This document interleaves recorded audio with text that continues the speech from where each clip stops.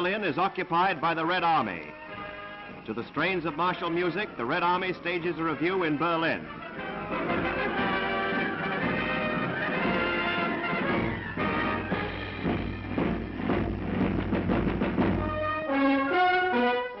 In this headquarters on the 8th of May, the final unconditional surrender has been ratified.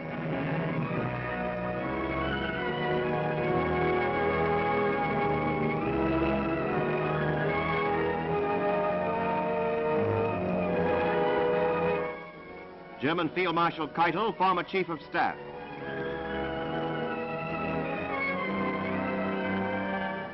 Marshal Zhukov of the Red Army.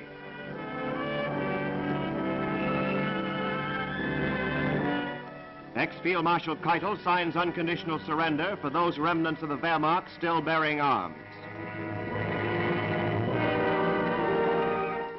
General Admiral von Friedeberg signs.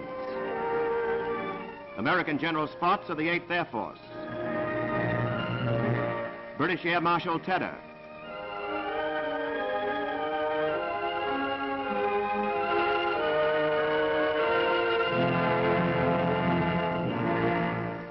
French General de Latte de Tassigny. It is over. The war in Europe is ended.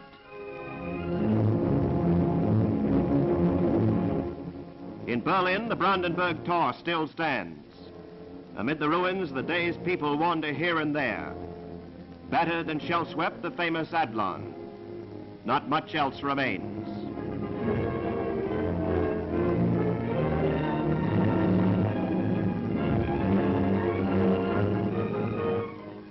In southern Germany, Allied troops move forward to complete the occupation of the country.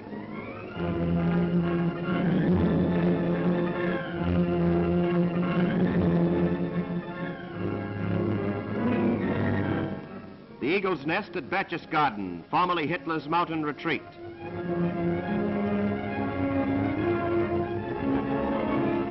Much of Munich lies in ruins.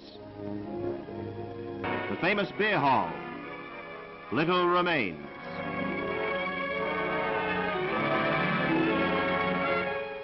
One of the first war criminals is captured, Hermann Goring.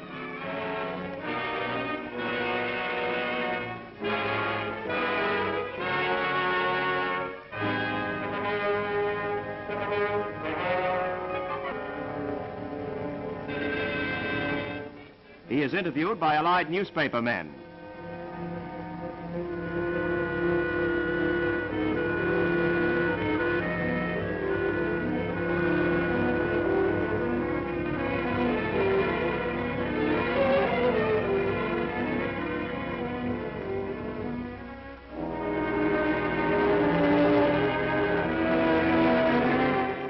Field Marshal Kesselring, former commander of the German troops in Italy.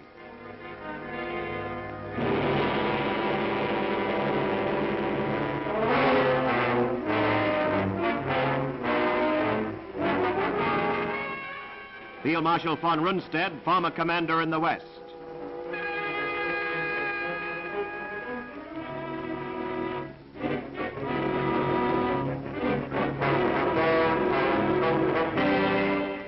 Hermann Frank, former Governor General of Poland, high on the list of war criminals.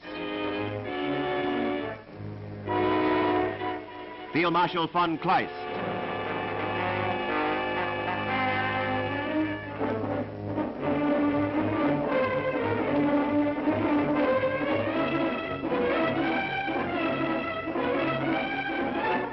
Admiral Horthy, former Regent of Hungary.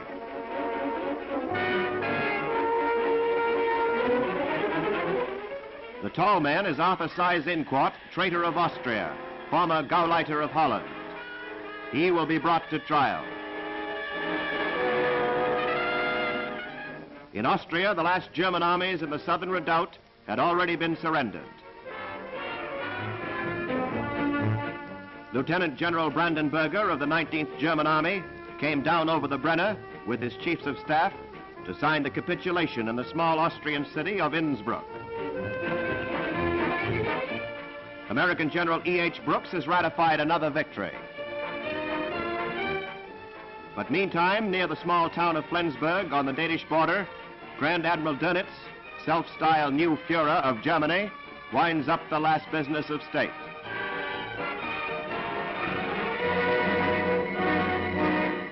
The surrender of his once great U-boat fleet. One by one, they enter British ports and are taken over by men of the Royal Navy.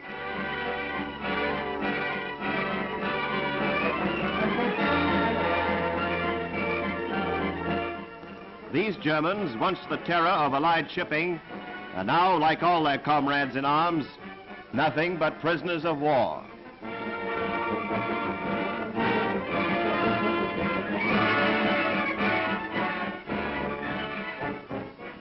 The news of Germany's surrender reaches the people of Brussels 5 years almost to the day after the German invasion of that country. From dawn on V-Day, every house in the city is bright with flags, every street alive and loud with happiness.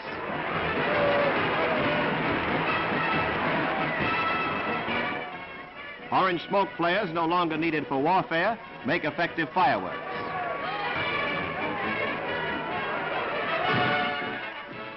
In Paris, from Notre Dame,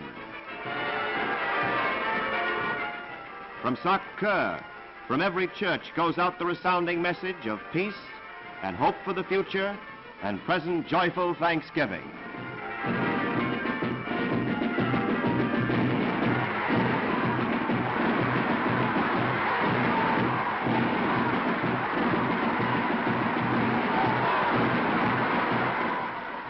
In the Place de l'Opéra,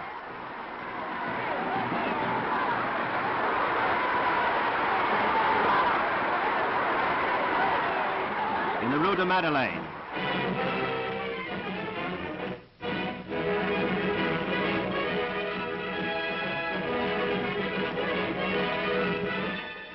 while General de Gaulle approaches the Arc de Triomphe to pay homage in the name of the people of France at the grave of the unknown soldier, to pledge that victory, with the memory of those who died to gain it, shall this time and for all time be preserved in peace.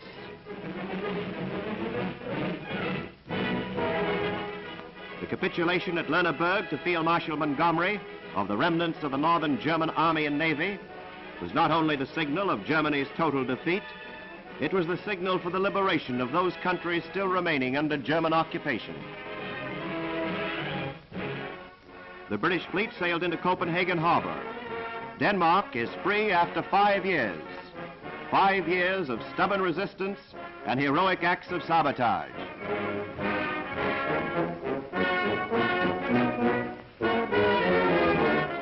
The German cruiser Prince Eugen fell prize to the British Navy. To the Danish capital, where a guard of honor awaits him, comes Field Marshal Montgomery, victor and liberator.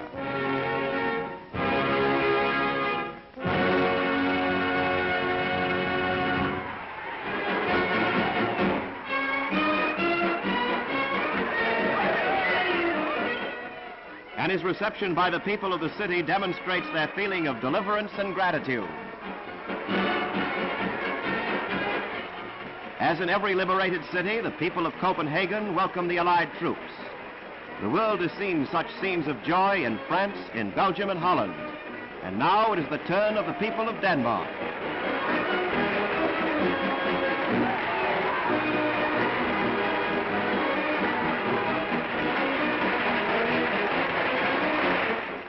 Sheets of music are printed and distributed.